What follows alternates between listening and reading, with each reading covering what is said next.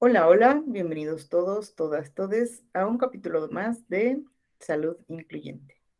Y el día de hoy me acompaña una mujer a la que admiro muchísimo, su trabajo es totalmente increíble porque además de que aboga mucho por esta parte de la diversidad corporal, tiene, o desde que yo la conozco, ha tenido como esta línea de lucha social, de atención, ¿no? A todo lo que es diferente, a toda esa parte como mm, que muy pocas personas ponen atención dentro del consultorio.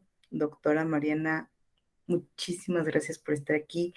De verdad te admiro muchísimo, soy tu fan completamente. Y Gracias, bueno, Diego. gracias por aceptar la invitación. ¿Cómo estás? Bien, muy agradecida de tener la oportunidad de estar en tu espacio y de conectar con tu audiencia y muy agradecida por la generosidad de tu introducción. No, gracias a ti. De verdad que habíamos estado como posponiendo la cita por diferentes cosas y yo decía, ay, algún día se me hará de platicar con él. Ah, no, sí. Solo que la agenda es apretada y sí, o sea, soy muy afortunada, tengo muchas invitaciones y tengo trabajo y bueno, además, en cuestión medicina, las urgencias, los bebés, las cirugías, pues puede uno proyectar, pero no toma decisiones completas. Así es. Pues muchas gracias por hacernos un huequito por ahí en tu agenda. Y bueno, para los que no te conocen, cuéntanos un poco quién eres, de dónde eres, a qué te dedicas y cómo fue que llegaste a la práctica no pesocentrista. Ok, yo soy Mariana Robles, soy una mujer nacida en la Ciudad de México. eh, soy, eh, pues, soy una médica actualmente, formada en escuelas públicas, la mayoría de mi formación. Tengo una especialidad en ginecología y obstetricia, tengo una alta especialidad en uroginecología, que es vía urinaria femenina, piso pélvico. Soy una médica que practica un enfoque de medicina con perspectiva feminista y recientemente, o lo último que he integrado en mi práctica, o la última venda que me he quitado de los ojos últimamente, es la de la gordofobia. Y entonces ahora felizmente puedo decir que hablamos de justicia corporal y de salud en todas las tallas en el consultorio. Me dedico únicamente a práctica privada y bueno, muy activa en redes sociales. Me gusta mucho ahí el mitote en Instagram y en Facebook. Eh, y bueno, no, pues me considero activista en feminismo. Hablo con frecuencia de violencia obstétrica, atención respetada al nacimiento, y actualmente también hablo de una consulta ginecológica humanizada, si le queremos poner ese apellido desde el punto de vista moral que le confiere, ¿no? Una medicina y una atención mucho más empática, compasiva, de acompañamiento, con una relación y una vinculación más horizontal con las pacientes. Y en este enfoque, un día llegó a mi consultorio Ana Arismendi. Ana Arismendi llegó como paciente, y a contarme un poco de lo que ella hacía. Y ella, al mencionarme sus historias, me llega después como paciente Priscila Arias. Y con Priscila Arias, el movimiento antigordofobia me tumbó la puerta y se apoderó de mi consulta. Yo empecé a conocer estos conceptos porque Priscila me ofreció como una médica no pesocentrista en sus redes sociales y de repente fue como, ah, espérate tantito porque yo de esos términos no sé, pero me cayó una comunidad ávida por una atención respetuosa, no centrada en peso, y tuve la necesidad de buscar capacitación al respecto porque yo me sentía que me quedaba corta. Lo he repetido en diferentes foros, o sea, yo a las pacientes les podía ofrecer una atención respetuosa desde mi feminismo y desde lo que yo como médica me gusta hacer. Y es muy probable que eso haya sido algo diferente a lo que habían encontrado en otros consultorios, pero no tenía yo una capacitación o ni siquiera una visión completa de las violencias secundarias a la gordofobia.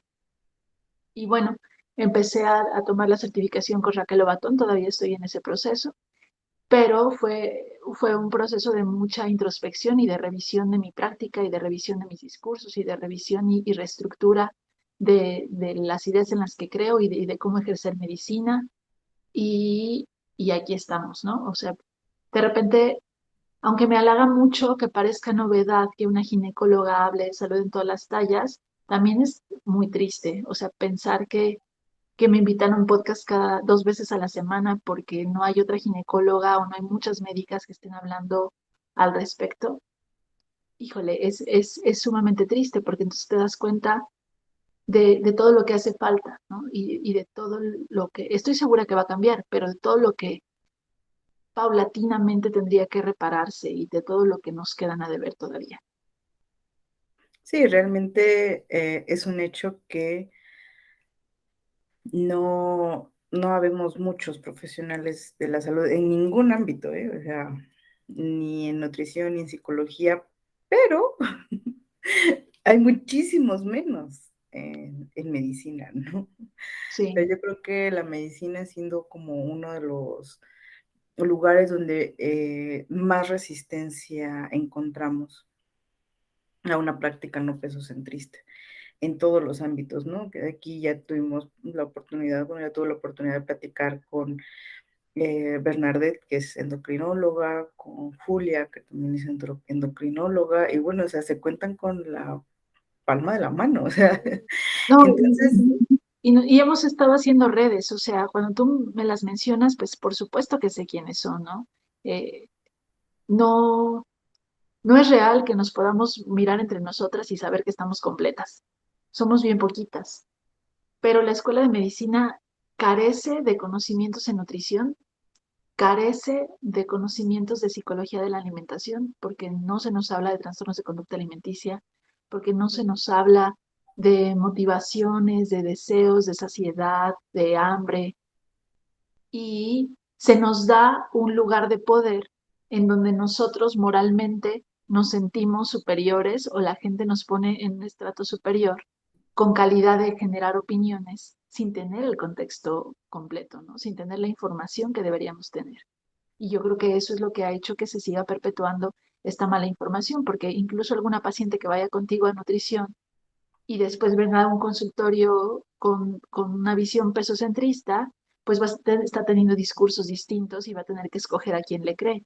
Y el discurso hegemónico, el discurso dominante es el pesocentrista. sí, no, yo como especialista en trastornos de la conducta alimentaria es mi pan de cada día. De hecho, hoy en la mañana estaba publicando en el Instagram, ¿no? Lo que me pasó con mi paciente de las 9 de la mañana. O sea, le estoy hablando de que esto es de hoy, ¿no? Y llega y me dice esta chica, fui con un médico porque me dolía mucho la cabeza y al terminar de revisarme la consulta me dijo, y te voy a mandar con un nutriólogo para que veas lo de tu peso. Entonces la chica le contesta, yo estoy llevando un tratamiento por trastornos de la conducta alimentaria. Y el médico le contesta, ah, sí, todas las mujeres tienen TCAs, pero de todos modos tienes que bajar de peso, ¿no? O sea, en 3 frases tiró el trabajo que habíamos estado haciendo durante meses, ¿no? O sea, Sí, pues mira, yo no creo que he tirado todo el trabajo, porque el hecho de que la paciente sepa que existen lugares seguros y espacios seguros como el tuyo, sé que no la va a dejar en el limbo como muy probablemente antes de llegar contigo estaba, ¿no? Pero si no hay una sensibilización del personal médico con respecto a trastornos de conducta alimenticia, ni de qué frases lo pueden detonar, qué enfoque puede ser perjudicial para la paciente, con qué cosas no te debes de meter. Y con honestidad te digo, yo tampoco lo tenía. O sea, ahora tengo una visión todavía en construcción, pero tengo una visión un poco más amplia de qué se trata. Soy mucho más selectiva con mis palabras y mis recomendaciones. Soy mucho más cuidadosa con el enfoque que le quiero dar a lo que la paciente necesita, porque claro que hay cosas que yo estoy segura que necesitaría modificar de alimentación, pero el chiste es cómo se lo ofreces, cómo la haces partícipe de esa decisión, cómo indagas qué tan viable o no es para ella hacerlo y cómo le cae la idea. Pero no estamos acostumbrados a hacer una medicina en el que le expliques a la paciente, tomes en cuenta sus deseos, sus necesidades y su contexto. Yo muchas veces, aún sin estando fuera de este mundo de medicina no pesocentrista, yo le decía a colegas, es que ¿por qué crees que le creen más a la chamana a la curandera o a la hierbera o al huesero? Pues porque lo abordan de un enfoque diferente, ¿no? Le preguntan cómo está el hijo y cómo le cayó y qué soñó anoche y si te le dio miedo esto. O sea, el ocuparte de una forma integral de las pacientes hace que en este integrarlas a su tratamiento, en este manejo más horizontal y menos autoritario, menos patriarcal, menos violento, entonces ellas quieran incluirse al manejo y se comprometan con lo que estamos haciendo. Pero si solo va a llegar al consultorio a describirte los síntomas y tú sin mucho más interés en la paciente generas una receta y se la entregas, pues la consulta va a ser fallida. Y si además de todo te atreves a generar comentarios como los que le hicieron a tu paciente, pues es probable que esa paciente no quiera regresar ni contigo ni con ningún otro médico en 5 años, ¿no? Yo tengo un montón de pacientes que no han acudido a consulta ginecológica por una mala experiencia y eso hace que les limiten el acceso a la salud. Porque cuando lo decimos así, hay colegas que dicen, claro que no, el centro de salud ahí está y los servicios de salud están presentes y hay un montón de priva aquí en la Ciudad de México. Sí, pero la paciente quiere ir a consulta. O se sabe ya el discurso de tienes que bajar de peso que le vas a dar, no importa si va por graduación de lentes o por una uña enterrada en el dedo chiquito del pie, le vas a decir lo mismo. Eso les coarta eh, la voluntad de acudir a un servicio médico y eso merma su acceso a la salud. Sí, es algo de lo que se habla muy poco, ¿eh? Em, yo cada vez me encuentro con más personas. En algún momento yo creí que era la única, ¿no? Y ya después cuando te metes a este mundo dices, ah, oye, somos dos o tres. Y luego cuando ya llegas un poquito más al fondo dices, oye, es que somos un montón. Pero sí, cada vez me encuentro con más personas que evitan llegar a una consulta general. O sea, ya no digas a una consulta de especialidad, ¿no? O sea, yo me he encontrado con muchas personas que dicen, a menos de que me esté muriendo, o sea, a menos de que me esté muriendo, yo no voy con un médico. ¿Para qué? ¿No? Y cada vez que publico algo así en redes, me llegan como muchísimos comentarios, ¿no? A mí también me pasó, no sé, otra chica me comentaba hace rato, em, yo tenía los triglicéridos altos, me mandaron muchísimo tiempo a bajar de peso y se tardaron en todavía como 3 años en dar con el problema de tiroides, ¿no? ¿Por qué? Porque van aplazando esa parte como de bajar baja de peso, baja de peso, baja de peso, baja de peso. Entonces, sí, o sea, esa parte de la responsabilidad que tenemos nosotros como profesionales de la salud para abrir el espacio para, para que la persona regrese. O sea, se sintió lo suficientemente cómodo, se sintió con el suficiente soporte, se sintió escuchado, respetado, ¿no? O sea, no sé, de repente ah, sentimos que, pues, ah, tiene que regresar, ¿no? O sea, si se sigue sintiendo mal, tiene que regresar.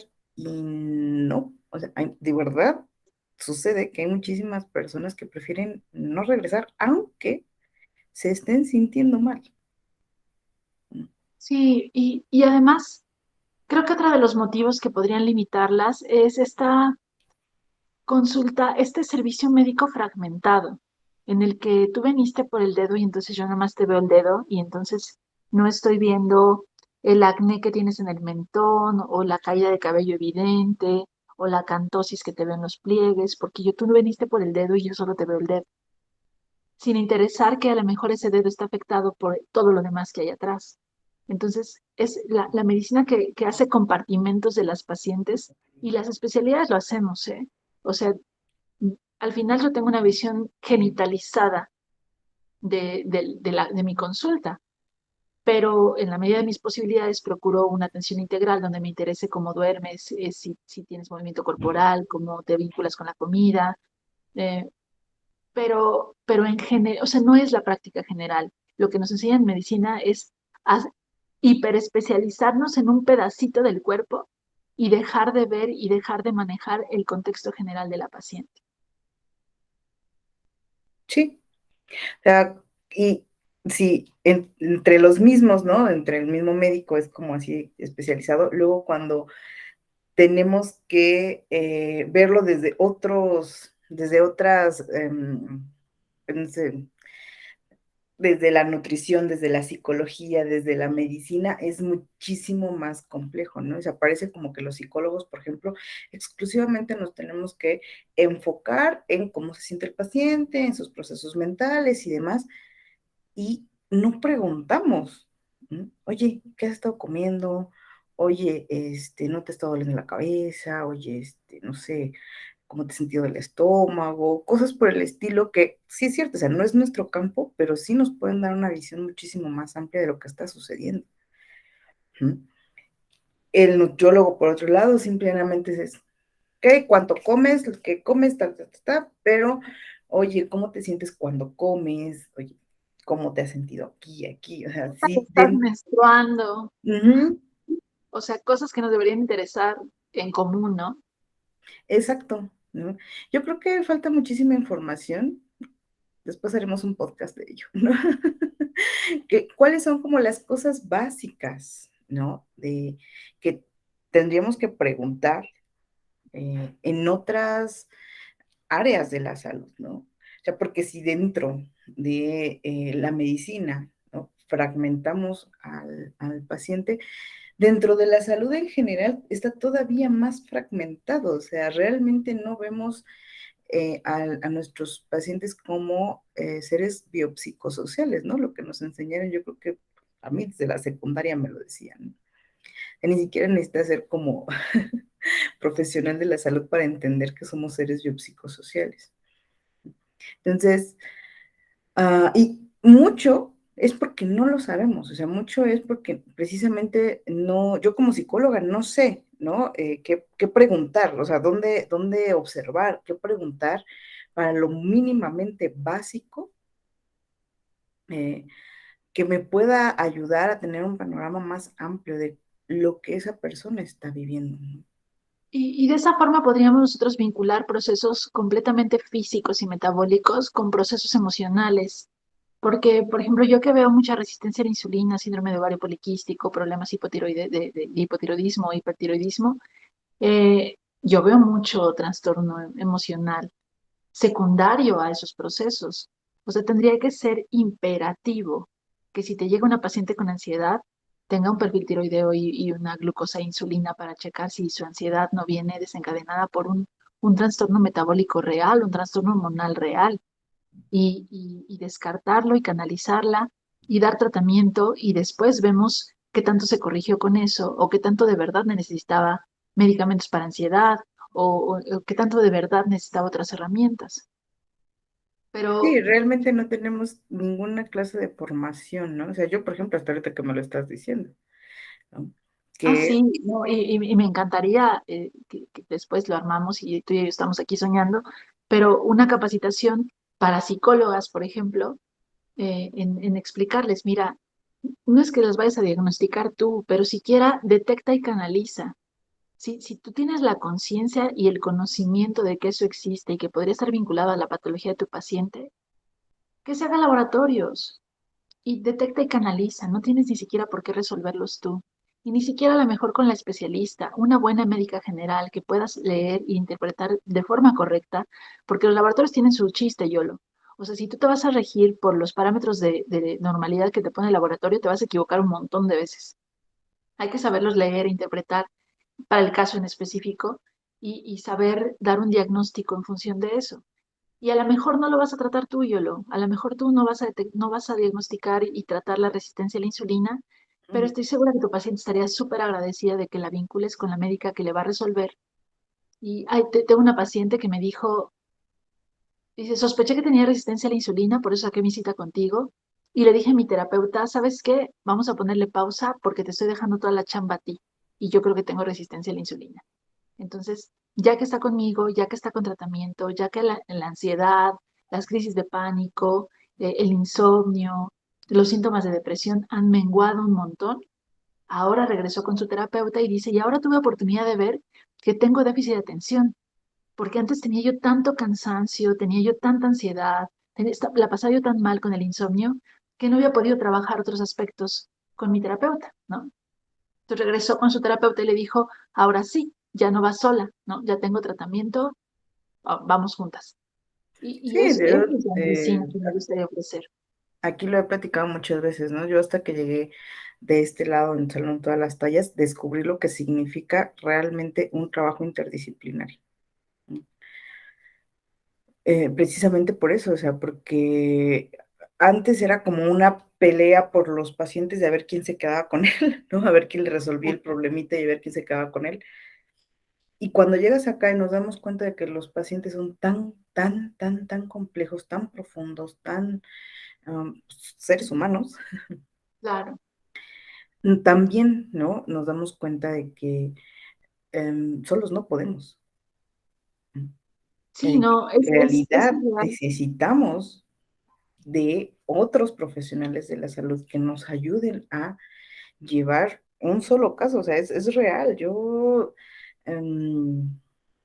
desde hace muchísimo tiempo no tengo un solo paciente, uno solo, que sea exclusivamente un tratamiento Contigo. psicológico.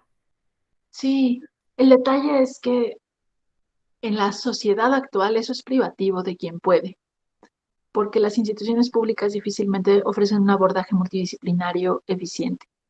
Las citas están muy postergadas, los especialistas no trabajan en equipo, trabajan de forma independiente, a veces incluso contradiciendo lo que dijo el colega en la consulta anterior, eso es muy frecuente.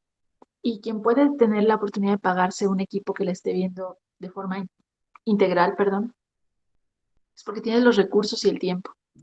Y entonces nos quedamos privativos para una población que tiene las capacidades. Eh, Difícilmente alguien de comunidades marginadas va a tener acceso a este tipo de información. Difícilmente cuando no tienes para comer bien, le tienes la capacidad, el tiempo y la voluntad de dedicarle algo a tu salud mental, porque primero hay que comer. Eh, y entonces nos volvemos solamente médicas para un sector chiquito, ¿no? Cuando la realidad es que todas deberíamos ser merecedoras de una calidad y calidez en la atención. Todas tendríamos que tener acceso a una herramientas de salud mental, porque como la salud mental pues no duele, entre comillas, y de todos modos produces y de todos modos cumples tus 8 horas en el trabajo y de todos modos no hay una preocupación real por la salud mental. En este sistema no interesa que un bienestar integral de la mujer, interesa que produzcas, interesa que no te quejes mucho, interesa que gastes, que consumas, porque de esa forma el sistema se sigue moviendo. Entonces no hay un interés real por la salud mental. Sí, realmente terminamos casi siempre, ¿no? En este callejón sin salida capitalista, que por más que nosotros queremos ofrecer, ¿no?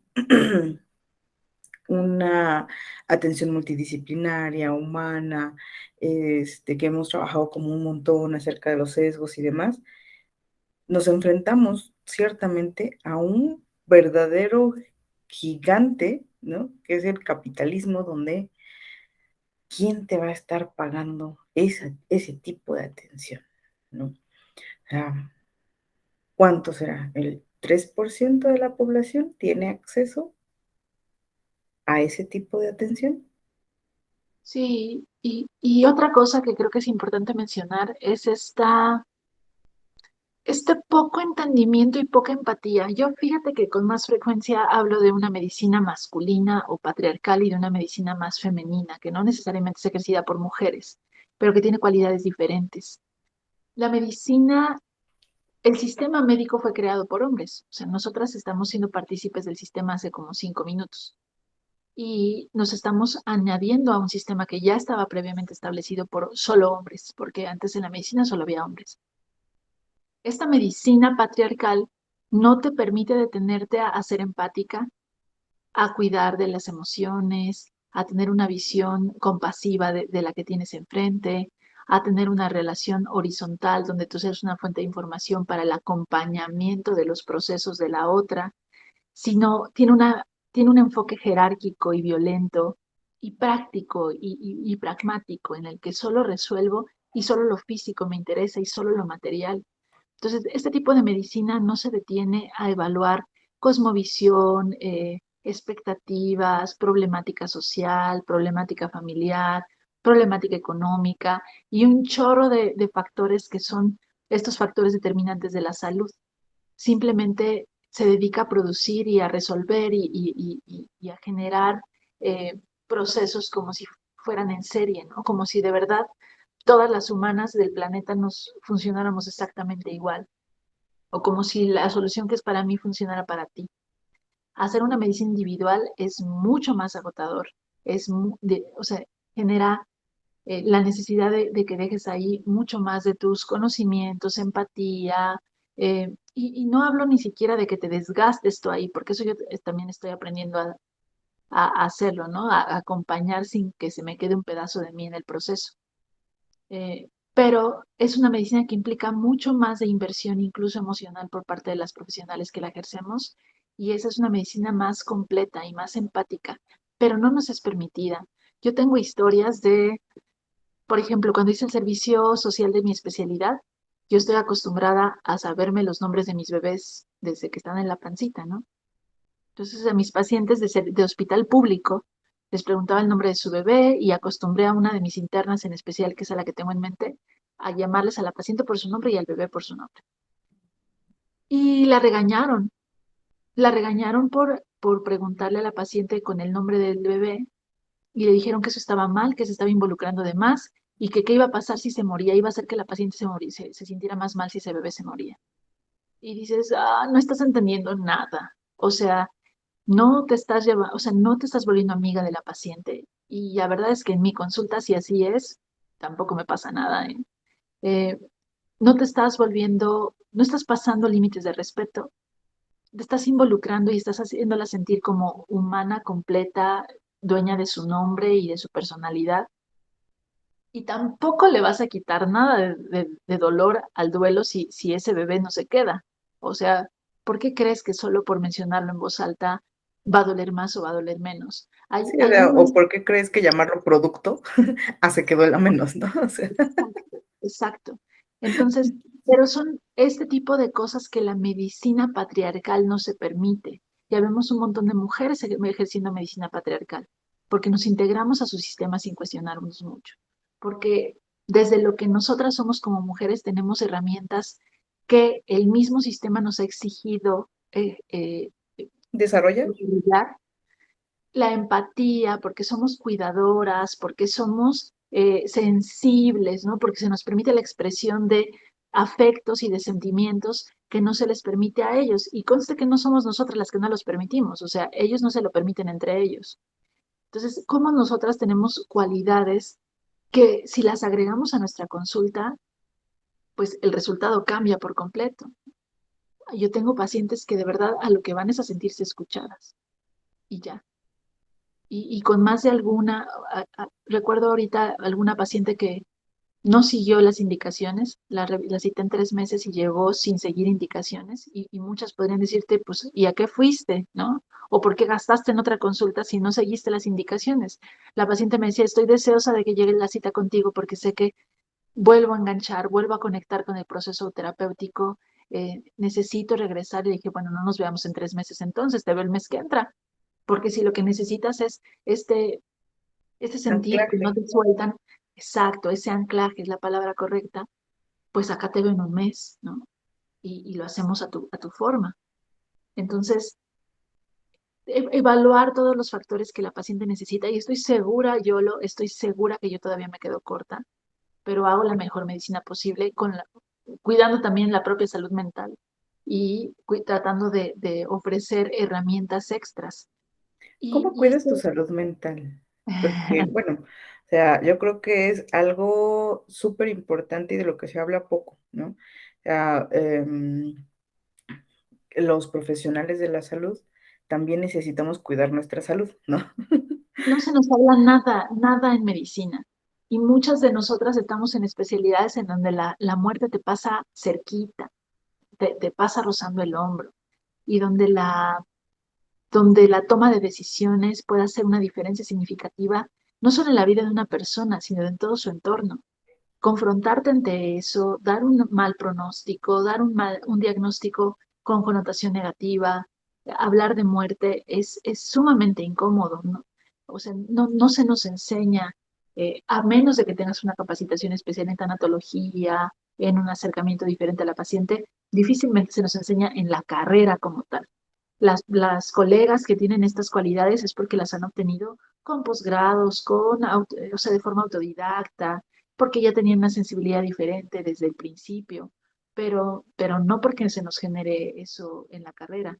Yo, yo he estado en esta búsqueda de un equilibrio de mi vida personal y de mi salud emocional y mi salud mental en años recientes, porque así como te decía que cuando no tienes dinero, no, cuando no tienes para comer, no hay cómo ocuparte de estas cosas más abstractas como lo es salud mental. Yo vengo de un estrato socioeconómico bajo, y yo vengo de una, de un crecimiento a expensas de, pues, voy a decir hambre en el sentido amplio de la palabra. Eh, Perdóname, lo voy a tener que distraer 30 segundos. It's okay, she's here. Es que se acercó la gran danés, mira, te la voy a decir. Hola. Y le da pena salir en la cámara. Adiós, gracias. Ya. Entonces, te decía, yo vengo de trabajar mucho para tener, ¿no? Para tener lo básico y para poder ahora estar en un punto diferente de mi vida. Pero esa necesidad de cubrir huecos y faltantes económicos importantes me hizo empezar a trabajar de una forma no sostenible. O sea, soy mi propia jefa y tenía una jefa tirana, ¿no? Que me exigía trabajar a marchas forzadas 24/7. Esclavista. Ajá, y ha sido todo un proceso encontrar la necesidad de soltar algunas cosas, sabiendo que esas herramientas que uno estaba para sobrevivir, tal vez ahorita ya no sean necesarias, ¿no? Tal vez ahorita ya, y hablo de muchas cosas, Yolo, hablo de dinámicas de conexión interpersonal, cómo yo me relacionaba con las personas, el lugar en la que en mi mente ocupaba yo en esa relación o en esa organización o en ese grupo de amigas. Eh, ha sido mucho trabajo. Yo tomo terapia, estoy con terapia, eh, no tiene mucho que la tomo, me siento cómoda donde estoy. Y el feminismo también me ha dado mucho, mucho, porque el validar lo que soy, lo que hago y lo que he hecho, a veces se escucha vanidoso, ególatra, egocéntrico, narcisista, y la realidad es que no, solo nos enseñaron a nosotras a no darle el valor a lo que hacemos y a no decirlo en voz alta porque te oyes mal, a hacer, eh, a no recibir el halago, a no recibir. Entonces, a mí el feminismo me ha dado la capacidad de hablar en primera persona. Aún tengo mucho síndrome de la impostora y aún tengo problemas de verdad con el hablar de mí, de mi trabajo, eh, pero el saber que hablar en primera persona importa porque tú importas y porque tu historia importa y porque tus pensamientos y tus sentires importan, eso me lo enseñó el feminismo. Entonces, de a poquito he ido agregando herramientas a mi cajita en donde trato de gestionar lo mejor posible para mí, para mi círculo más cercano, que es mi familia, y después, por ende, a mis pacientes.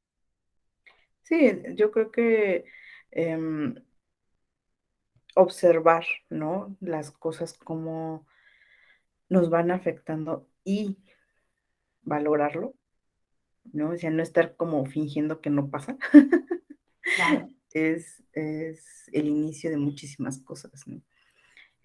Yo apenas estaba platicando, bueno, desde la psicología, que es como mi campo, pero Estaba viendo un estudio que hicieron donde los últimos en tomar terapia somos los psicólogos, ¿sabes? ¿No? O sea, o el último en ir con un médico es otro médico. Eh, Eh, el último en ir con un nutriólogo es otro nutriólogo, ¿no? Y entre mujeres se da muchísimo, ¿no? La última en ir con otra colega es una mujer, sí, porque está como este estigma todavía como muy, muy, muy, muy fuerte de tú no te puedes estar quejando. sí, o de creer que todo es autogestivo y que todo es, o sea, lo tienes que resolver tú porque eres doctora, porque eres psicóloga, ¿no? ¿Cómo crees que tú tienes ansiedad? ¿Cómo crees que tú tienes problemas con la menstruación si eres ginecóloga? O sea, eso no existe. O sea, que, pero claro, porque eres mortal igual que el resto, ¿no? Y, y este no permitir mostrar la vulnerabilidad que tenemos, este no permitir mostrar las necesidades y solicitar ayuda, es una constante en todo mundo, ¿eh? Porque te podría decir que una reflexión con la que normalmente hacemos en la consulta es que a los hombres no se les enseña nada de autocuidado tampoco, porque todavía nosotras hay una sobremanipulación del cuerpo femenino, pero se nos invita a hacer un chequeo anual, se nos invita a hacer un papá Nicolau, se nos invita a hacer una mastografía, se nos habla de tócate las mamas, se nos habla de ir al médico. A los hombres nadie les habla de nada y uno que otro a partir de los 40 medio va a urología para que le revisen la próstata en el mejor de los casos y párale de contar, pero no hay nada de autocuidado en ellos. Y ellos menos que nosotras pueden tener la oportunidad de mostrarse vulnerables porque su sistema así se los exige. Los hombres son los que tardan más en hacerse diagnósticos importantes porque no van al médico. Sí, yo creo que es am, algo que a través del feminismo yo me di cuenta también, ¿no? El sistema machista patriarcal, sinceramente, em, lastima por igual a hombres y a mujeres, ¿no? Al exigir toda esta clase de cosas a, a los hombres, como no te muestres muy vulnerable, tú siempre fuerte, tú siempre controlado, tú siempre en tu centro, tú resuelve tu demás, bueno, su salud física y mental queda siempre en último plano Claro, y es lo que entre ellos mismos se están exigiendo, ¿no? sí. Como hombres. Sí, es su sistema, o sea, eso no son violencias de mujeres contra hombres, ¿no? Es su propio sistema el que se los Ujú. exige. Sí, y se nos hace muy complicado a todos entender esa parte, ¿no? O sea, el feminismo, desde donde yo lo entiendo, viene a liberar tanto a hombres como a mujeres, ¿no? O sea, Pues porque, el feminismo habla o al menos el feminismo radical habla de romper una estructura patriarcal o de romper este sistema que subyuga a la mujer. Creo que como beneficios secundarios, pues el hombre también pierde esas exigencias, ¿no? sí, Porque a claro. veces los hombres dicen, no, claro que no sufren más las mujeres, porque las mujeres tienen este y este y este beneficio, y ellas pueden llorar, y ellas pueden, pues sí, pero nadie te está diciendo que no llores, o sea, es tu mismo sistema, es el mismo sistema del que nosotros nos estamos quejando.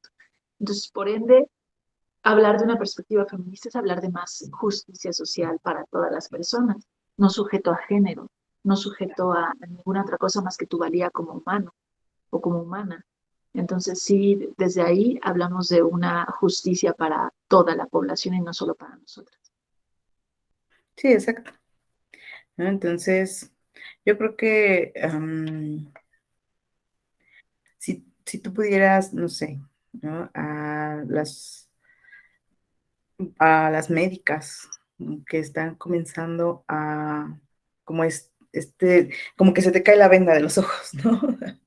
Ya sea desde el feminismo, desde salud en todas las tallas, ¿qué es lo que tú podrías decirles a ellas? O sea, ¿qué es lo que más te ha funcionado a ti? Una, no tener pena. O sea, que no te dé pena lo que pueda decir de ti tu maestro violento que te enseñó cosas misóginas, que no te dé pena lo que van a pensar los colegas, porque creo que hay mucho, hay gente que alcanza a entender el concepto, pero le da pena hablarlo en primera persona. Entonces, que no te dé pena, cuestiónate un montón lo que aprendimos, o sea, cuestiónate muchísimo lo que te enseñaron, porque además, yo les digo, imagínate, yo que soy una médica joven, eh, entré a medicina hace 20 años, o sea, las cosas han cambiado muchísimo y la medicina ha cambiado muchísimo y los requerimientos sociales han cambiado muchísimo. ¿Por qué no pensar en que necesitas actualizar? Entonces, tener la permeabilidad de mente de aprender y desaprender. Y yo les diría a quien le está cayendo el 20, por favor, no, no hagan, no necesariamente tienen que ser guiadas por otro médico o por otra médica.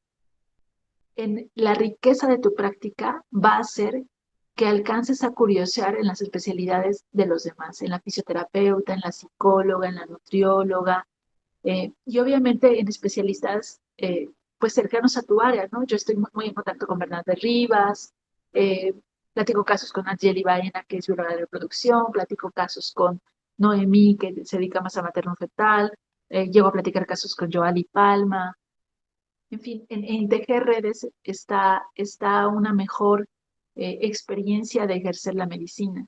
Entonces, teje redes, desaprende un montón, interésate en lo que hacen las demás, porque si tú conoces, no para que tú ejerzas como psicóloga, ni como nutrióloga, ni como fisioterapeuta, pero si tú sabes qué hacen ellas para beneficiar a tu paciente, sabes en qué momento y a quién le vas a ofrecer esa herramienta y a dónde la vas a derivar.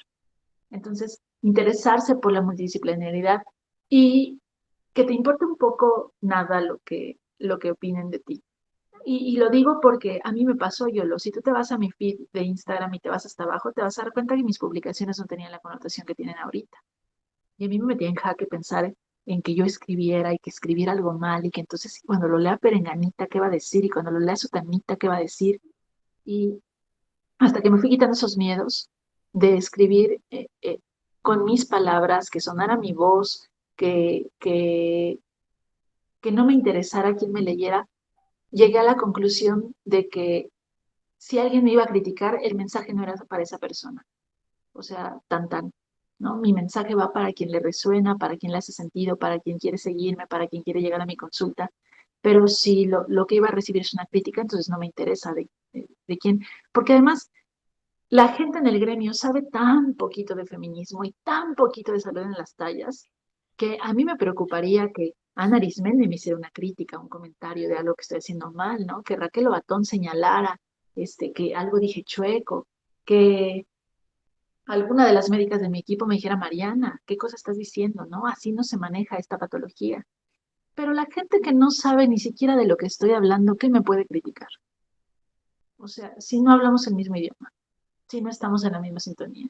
Entonces dejo de interesarme mucho lo que la gente opine y entonces estoy generando el contenido que a mí me hace feliz. Sí, yo creo que una parte que nos pasa a todas, o por lo menos yo no conozco a ninguna que no haya pasado por ahí, es esa parte de intentar justificar por qué estamos haciendo lo que estamos haciendo, ¿no? O sea, de tratar de convencer a la otra persona de que estás haciendo lo correcto, mm, no sé, como esta, de dar explicaciones de por qué estás ejerciendo como estás ejerciendo. Sí, no, es un sinsentido, porque No tiene fin. no es la persona que quieres que llegue a tu consulta tampoco. Así que estamos bien pagadas. Sí, la verdad es que sí, o sea, es esa confianza de que el mensaje va a llegar a quien tenga que llegar, es algo que se tiene que ir cultivando poco a poco. Al principio da muchísimo miedo, ¿no? Más en redes sociales, porque estás mudando de un público a otro público. Entonces, en ese inter te quedas un poco como en el limbo, pero de verdad, o sea, hay muchísimas personas que ya están buscando una atención con perspectiva feminista, con perspectiva de salud en todas las tallas. Al contrario, o sea, yo me atrevería a decir que hay más demanda que oferta. Ah, por supuesto. Y por eso las agendas de quienes hacemos esto están como están. O sea, intenta hoy sacar una cita con Bernadette, ¿no? Intenta hoy sacar una cita con Julia y me cuentas. Sí, o sea, la demanda rebasa a quienes ofrecemos este servicio, pero algo hay que hacer al respecto. Sí, claro, ¿no? O sea, es la invitación, ¿no? Ojalá, ojalá, ojalá que cada vez haya muchísimos más profesionales de la salud que estén dispuestos a deconstruirse, porque es un trabajo súper pesado, Sí, pero al difícil y final sensible. te trae mucha satisfacción. Sí, por supuesto. Entonces, bueno, no sé si tengas algo que decir para terminar, algún mensaje que quieras mandar a otras colegas que estén asomándose de este lado. Híjole, a las colegas yo siempre les termino diciendo que inventen su propia medicina. Y esto no me refiero con que dejes de seguir guías y dejes de seguir haciendo medicina basada en evidencias. Estoy diciendo, revisa qué medicina te gusta a ti ejercer. No importa qué especialidad tengas, no importa si no tienes especialidad. Todas terminamos teniendo una especialidad en algo porque hay algo que nos sale bien, hacemos bien, disfrutamos hacer. Entonces, no importa en qué área de la medicina estés ejerciendo. Busca la medicina que a ti te hace feliz, que no necesariamente es la que te enseñaron en la escuela, ni en la especialidad, ni en el hospital. Ármate de herramientas extras a lo que te dijeron que tenías que hacer. Curiosea terapias de distinta índole, curiosea hasta terapias alternativas, Yolo. Cuando yo estaba teniendo parto respetado, porque ahorita me he alejado mucho de la obstetricia, pero cuando yo me dedicaba más atención de parto, yo hice cursos con parteras para voltear bebés, aprendí de homeopatía, aprendí de aromaterapia, aprendí de un sinfín de cosas, placentofagia, que yo yo no lo adquirí para poder ejercerlo o recomendarlo. Yo lo adquirí para que cuando la paciente me preguntara, yo tuviera un motivo para dar una opinión con buen contexto y que la paciente no se sintiera juzgada por su cosmovisión y por sus terapias alternativas o lo que ella quería hacer y para que yo tuviera respuestas más concretas cuando tuviera esas preguntas. Entonces, no te estoy diciendo que te vuelvas médica alternativa, no te estoy diciendo curiosea, te estoy diciendo revisa, tener una mente permeable te hace estar del otro lado, la curiosidad abierta te hace estar del otro lado. Sí, yo creo que a favor, ¿no? A mí también. Sinceramente, lo que me ha llevado hasta donde estoy es mi curiosidad de estar revisando todo lo que me cae. De repente llega un paciente, me hablaba de algún libro que yo no había leído y decía, ¿de qué será eso, no? Y ahí voy por lo menos a informarme de qué me está hablando, ¿no? O sea, yo creo que sí. Si hay algo que te lleva de la mano, es tu propia curiosidad. Pues no me queda más que agradecerte, Mariana. Yo me la pasaría aquí platicando contigo toda la tarde. Para los que no te conocen, bueno, recuérdanos dónde te encontramos en redes sociales. Sí, yo estoy en Instagram como doctora Mariana Robles, también estoy en Facebook y tengo mi consultorio en la colonia Roma, en la Ciudad de México.